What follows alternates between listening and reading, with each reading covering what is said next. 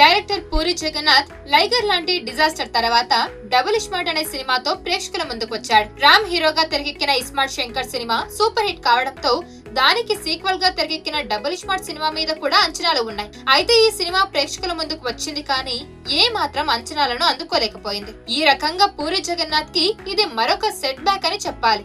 అయితే ఇక్కడ అదృష్టం ఏమిటంటే సినిమా రిలీజ్ కి ముందే ఈ సినిమాకి సంబంధించిన బిజినెస్ క్లోజ్ చేశారు. ఓటీటీలో మంచి డీల్ వచ్చింది.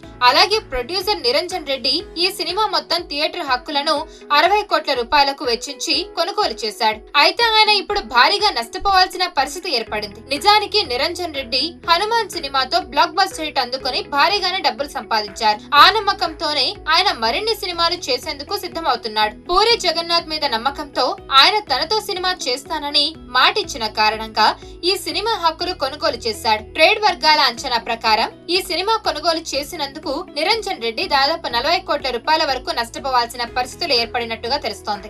ఈ నేపథ్యంలోనే అంతకు ముందు భవిష్యత్తులో చూద్దామని పూరి జగన్నాథ్ మాట ఇచ్చినట్టుగా ఇప్పుడు నిరంజన్ రెడ్డి బ్యానర్ లో ఒక సినిమా చేయడానికి పూరి సిద్ధమైనట్టుగా తెలుస్తోంది. తేజ సజ్జా హీరోగా పూరి జగన్నాథ్ ఒక సినిమా చేయబోతున్నాడని అంటున్నారు. అయితే ప్రస్తుత పరిస్థితుల్లో పూరి జగన్నాథ్ కి తేజ డేట్స్ ఇస్తాడా లేదా అనేది తెలియాల్సి ఉంది. నిజానికి తేజ చాలా పర్టికులర్ గా సినిమాలు చేస్తూ వస్తున్నాడు. చేస్తున్న అన్ని సినిమాలతో హిట్ కొట్టే ప్రయత్నం చేస్తున్నాడు. హనుమాన్ తర్వాత మిరాయ్ అనే సినిమాతో పాన్ ఇండియా లెవెల్లో మరోసారి పలకరించబోతున్న తేజ పూరి జగన్నాథ్ ప్రాజెక్ట్ కు ఓకే చేస్తాడా లేదా అనేది చూడాలి.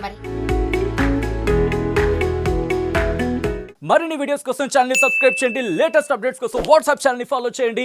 అండ్ లింక్ డిస్క్రిప్షన్ లో ఉంది.